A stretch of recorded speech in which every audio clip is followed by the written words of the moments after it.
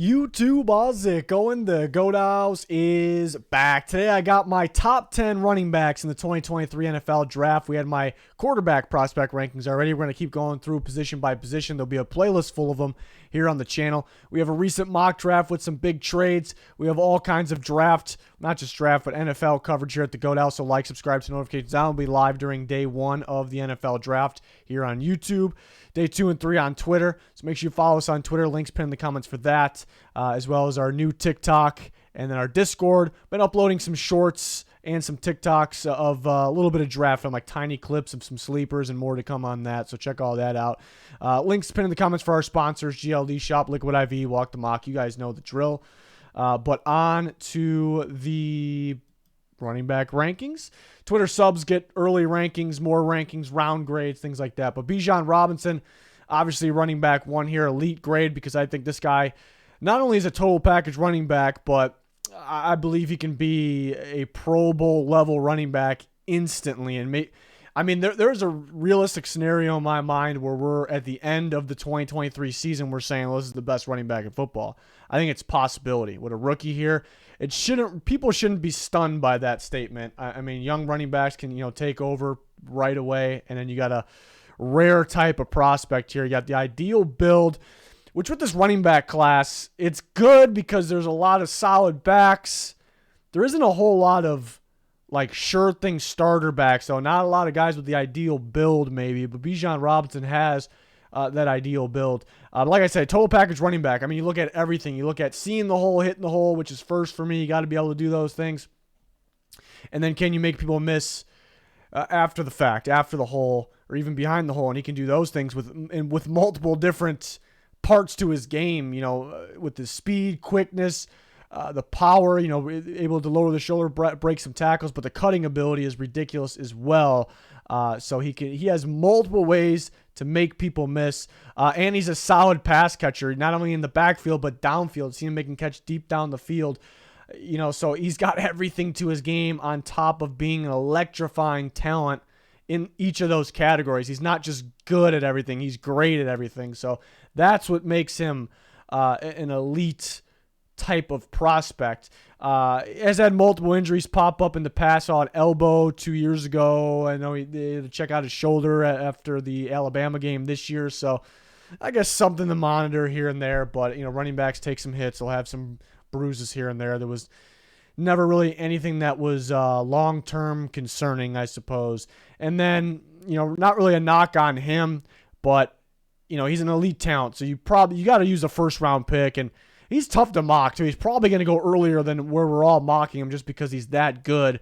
But, how many teams would actually take a running back that early, is the question. That maybe why teams would pass on him or hesitate to take him. Maybe they go, hey, I'd rather have one of those third-round running backs, one of those backs, even though there's a pretty big difference there. But Bijan, that talented, my number 1 running back. Number 2, I'm a big fan of. I've been a big fan. I follow us on Twitter or here on the channel. I've been a fan of Gibbs since the Georgia Tech days. He looked like a legit NFL back then.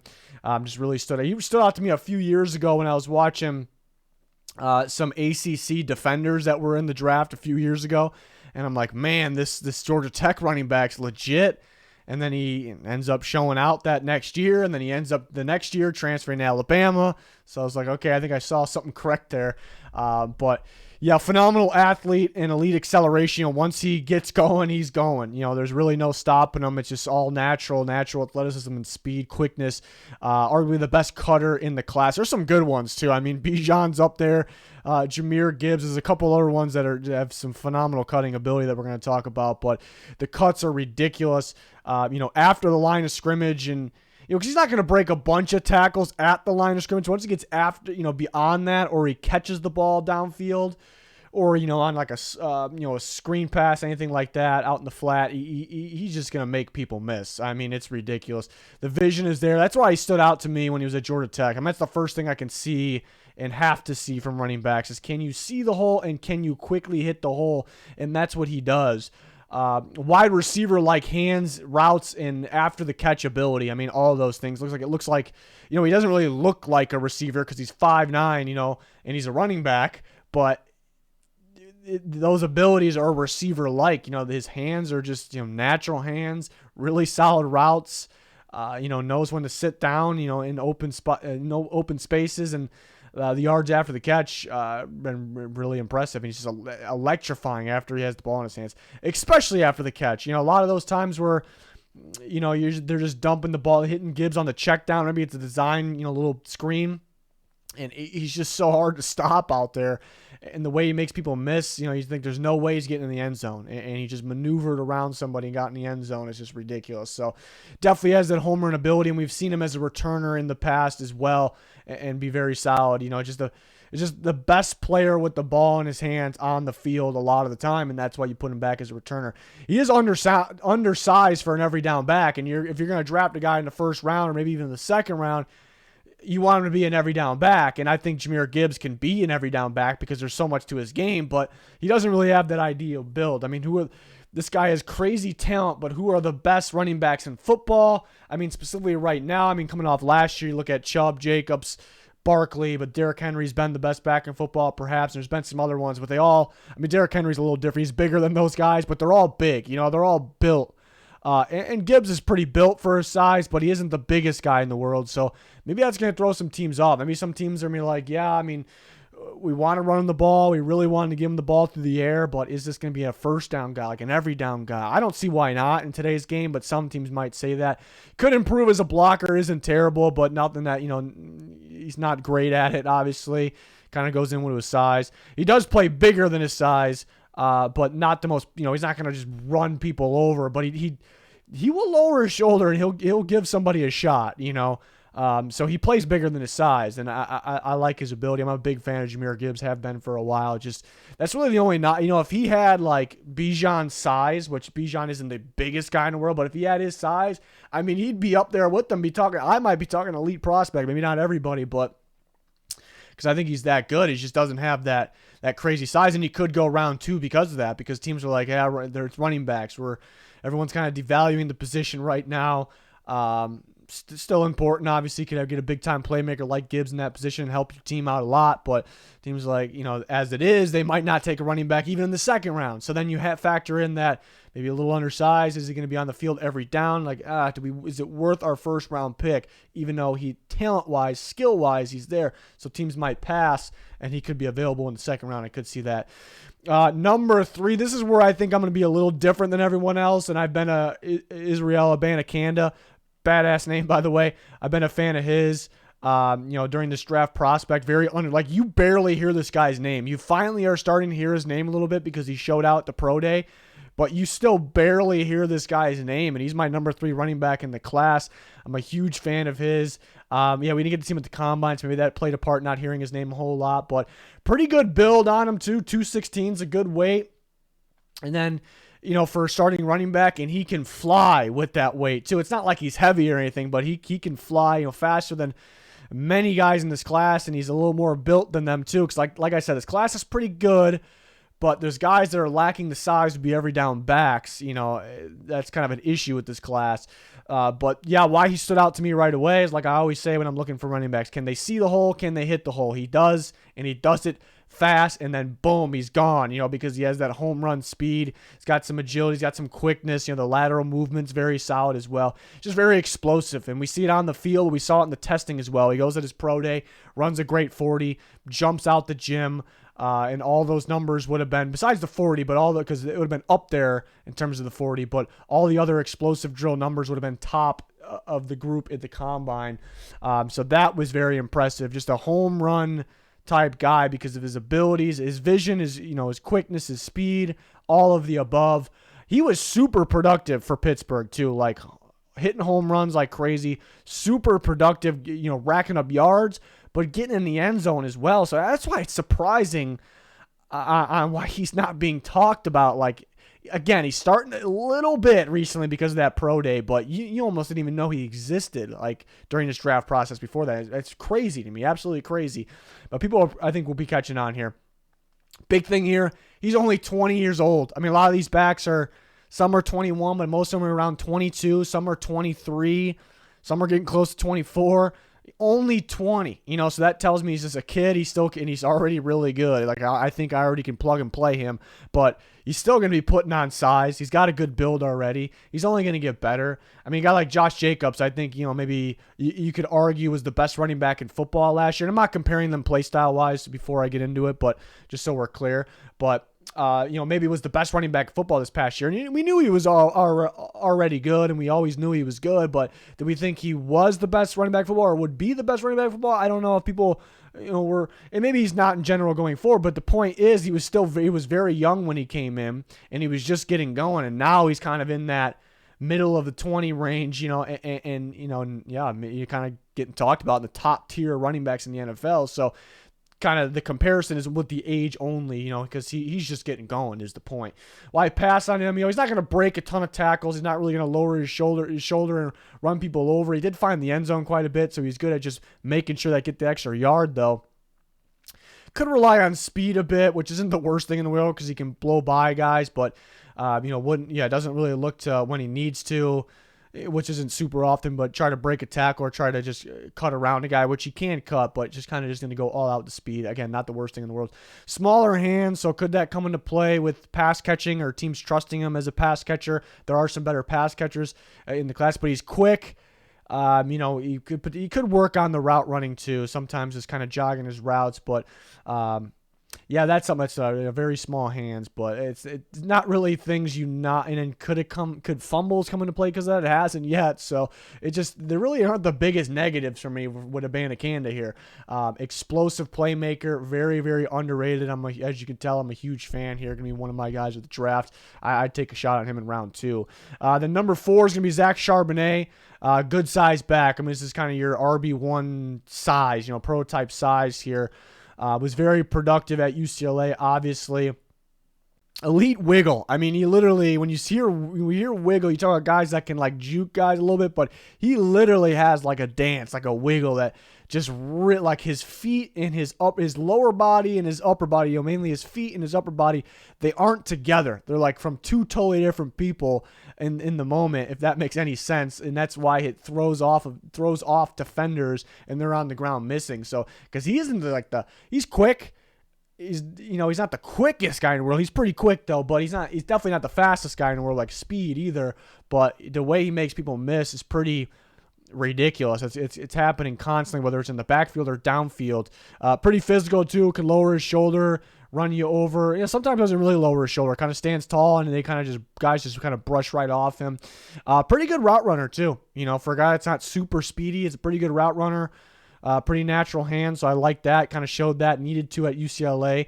I think a pretty solid pass blocker. And I'm not a big comparisons guy. Like, I don't like to force comparisons, but I like DeMarco Murray as a comparison here. I said that on Twitter a while ago, if you follow us on there, and it's just the second I turned on the tape, like the second I watched him, I was like, man, it's the way he carries himself, the way like he moves, it just looks like DeMarco Murray. And he was a fantastic back as well. Yeah, he's lacking that runaway speed, the open field speed. He could get caught from behind. If he had that, man, we'd be talking about first round with Charbonnet. Sometimes he's a little patient, like kind of sitting in the backfield. I don't really, I like exploring in the hole, which sometimes he does. Sometimes, running too tall could look to get a little bit lower. Sometimes, 6 feet tall, which isn't too tall, but he's a little taller there. And a ton of career touches, could that show wear? Sometimes you're not the biggest negative there. Sometimes you like the guys that are kind of fresh or still got a lot left in the tank. I still think he has some left in the tank, but something to watch out for. But if he had the speed, that big time speed, not even big time, just more, and he's not slow, but if he had that speed, we'd be talking about him as a first round player.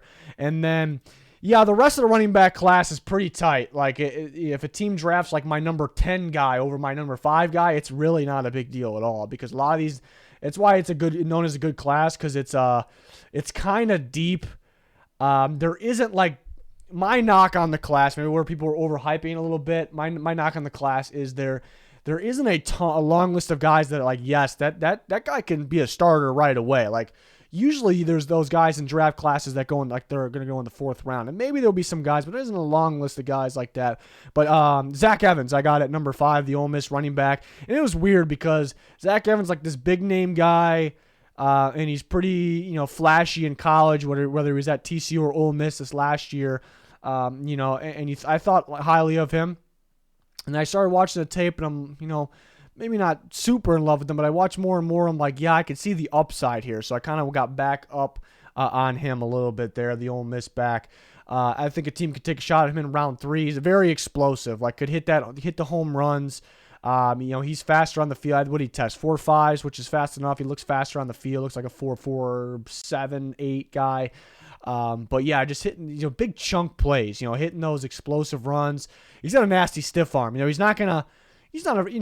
can break some tackles here and there because he's got pretty good balance, but he's not going to be a crazy tackle breaker. But where he'll get you is with that stiff arm, especially on DBs. A lot of them didn't stand a chance really. And he's a really good outside runner. He gets on the outside, hits that lane, uses that stiff arm or uses the speed, hits that home run there. Again, I think he has a lot of upside because this was a top recruit, like a 5-star recruit. He's supposed to go to Georgia, actually, so that was weird how that didn't work out. But, yeah, he's supposed to go to Georgia because he's a top recruit, and they've been pumping out running backs like crazy. So it means something there. But then he goes to TCU, looks pretty damn good, and I think he wanted, I want to go play in the SEC. So he goes to Ole Miss, which was interesting because they were a pass-first team. And he was pretty productive, but they didn't really feature him. Even though he was the guy, they had their freshman back really come to life there at the end too. But no running back in that Ole Miss offense, in my opinion, is really going to be in that Lane Kiffin offense. Really, that's a feature guy. Like I'm never really going to feel that way in that type of offense, So that's why he has upside because he was a big time recruit for a reason. You see the explosive ability. He never got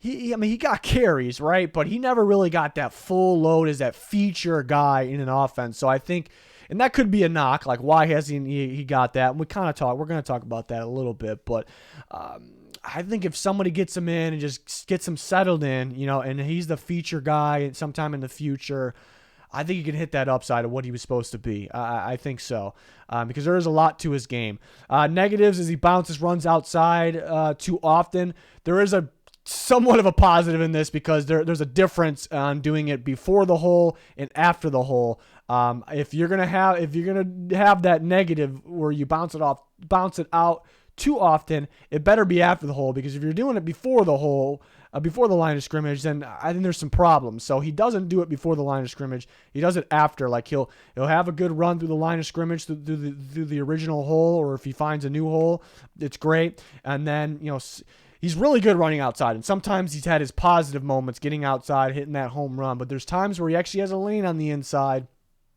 and he's kind of bounced it out to the outside, and he really favors that sideline. He's not afraid to get out of bounds. He's not afraid to save his health, it feels like, there. So a little bit of a negative there. It's not nothing too crazy. He had one, I want to say, against Vanderbilt that it was a bad one, like where he could have been gone, and he bounced it and just walked out of bounds, basically.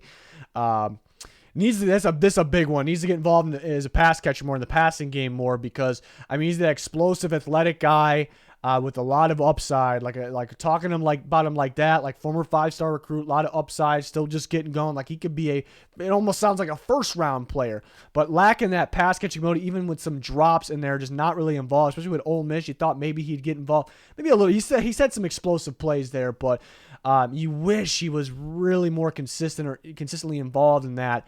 And if he had that, and if he had that, I think we'd be talking about early second round player. If he, maybe hit his expectations, we'd be talking about maybe a first round player.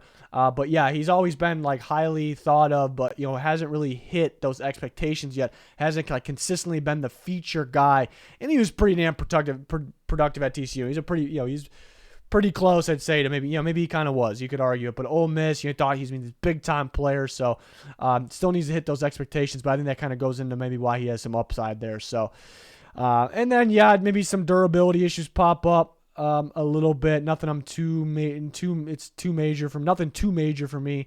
And the next group of guys here, we're just ranking the top 10. There's a lot of good backs in this class, pretty deep.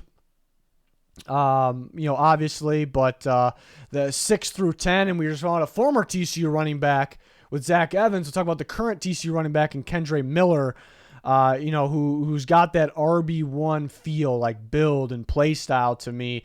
Really good vision, sees the hole, hits it. Solid contact balance, obviously. And then I think he's good across the board. Like, I think he's pretty good at athleticism. He's not like great, like crazy athletic. He's got pretty good power. He's not crazy powerful. So that's why he's not in the top 5, because he's not like elite or great in any of those categories, but he's very good in those categories. But only 20, he's already got the good build. He really took off. I think he was getting better and better. I mean, we see down the line in the Michigan game where he actually got hurt, but he was going off. I mean, he didn't get a crazy amount of carries, but you can see he was having a day against a pretty good Big Ten defense there.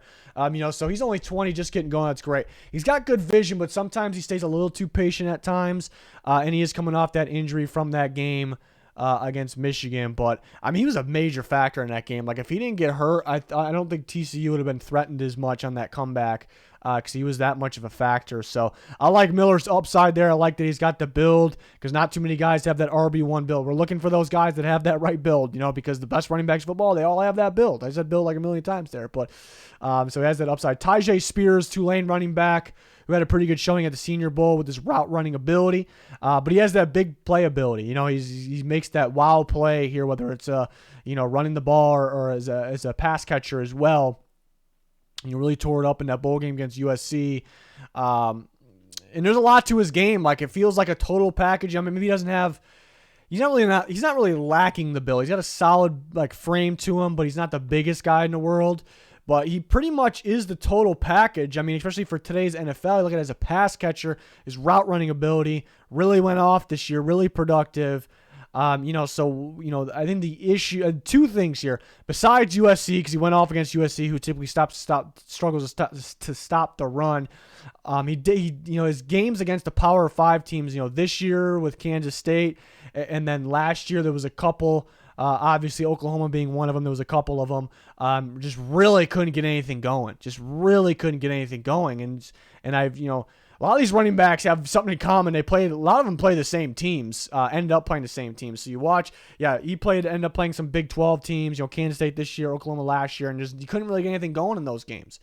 Maybe he doesn't have the offensive line those teams have, but some of the other guys played those teams, and they look better in those games. But Spears more of the total package type guy. So that's a tough part. And he had a past ACL issue, which he actually considered retiring from football because he was kind of, struggling, with that injury and kind of struggling, not a whole lot, not a super struggle coming back from it, but he did say that actually thought about, hanging it up there because of that. So that's tough too. So you do worry about some things there, but does feel like a total package type guy. Eric Gray, who I just really like. I mean, you don't see him ranked in the top 10 too much. I guess I haven't seen too many running back rankings right now, but you don't really hear his name a whole lot. But the Oklahoma back, I like his tape this year. Explosive cutter. We talked about, Bijan Robinson, Jahmyr Gibbs. I mean, these are some of the best cutters in the class, but Gray is actually right there with them. The way he puts his foot in the ground and just makes people miss is ridiculous. He's got good vision, too. He sees the hole and explodes through it. He's very quick. He's not super fast, not super speedy. He's fast enough, I think, but pretty quick. Not going to break a whole lot of tackles, but strong and physical enough. Can catch the ball, if I haven't mentioned that yet. So he kind of has a lot to his game. He doesn't, sometimes gets caught from behind, doesn't have the crazy speed. I was a little disappointing by the 4.62 pro day for usually the pro days are faster than the combine, but we didn't see him run at the combine. But, what would that have been at the combine if it was 4.62? But he does look faster on tape, but he can get caught from behind. He is on the older side, too. Like he's, 23 and a half, going to be 24. You do prefer the younger guys who can still, add a little bit more muscle, a little bit more to their frame and just get better in general. And he had his time with Tennessee, too, so he has the experience, but is there going to be wear early on? But then in 2021, Lincoln Riley got him over from Tennessee, and I'm like, man, this is going to be scary because I saw him at Tennessee. He was pretty good in that Lincoln Riley offense. I'm like, this is going to be something, and they really didn't use him. Like, he was the second string back. They didn't use him much. They thought Kennedy Brooks was better, I suppose.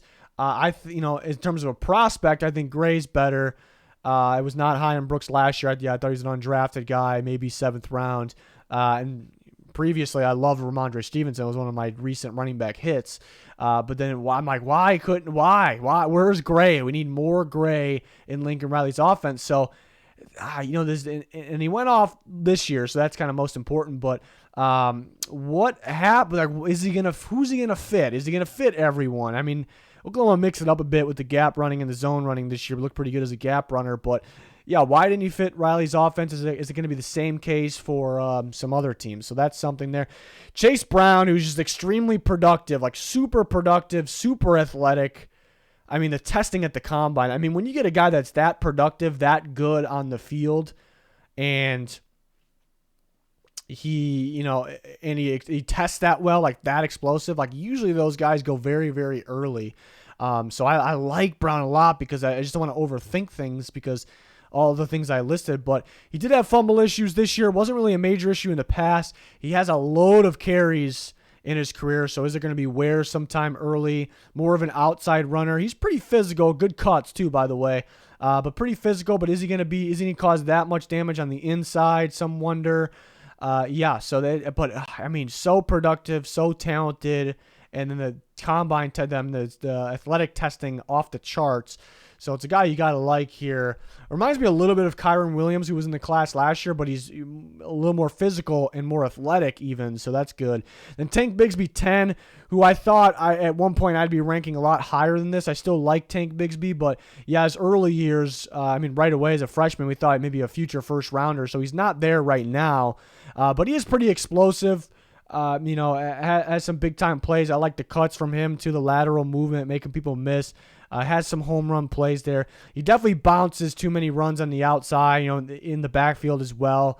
Sometimes it's trying to create something out of nothing, so it's not like he's not seeing a hole and bouncing it outside. Sometimes he does that, but sometimes he's getting hit in the backfield, but he's trying to do too much, if that makes sense. Like trying to, I'm going to take this all the way outside behind, go backwards a little bit. And I saw a little bit too much of that for my liking. But I do like the explosiveness, and when he hits the hole, he hits it hard. But he's a little inconsistent too, and that really wasn't the case in the earlier years.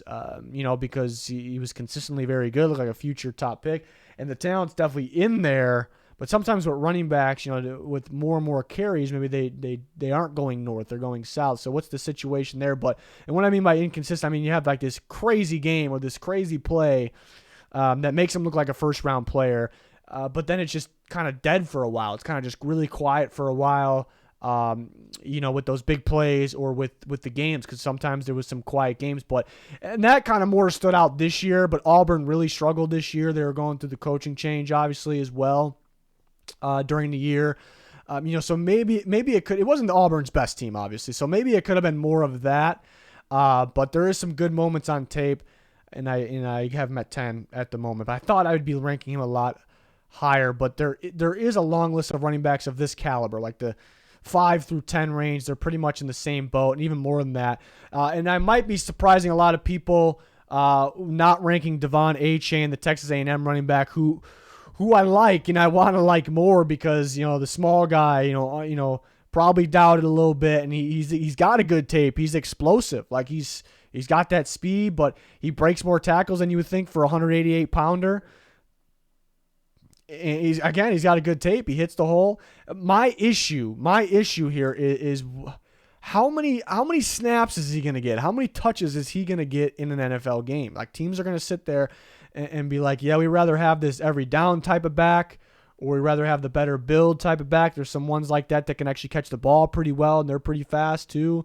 So are they going to want to take him? And somebody will take him because he's a weapon, but, a team that throws the ball a bit.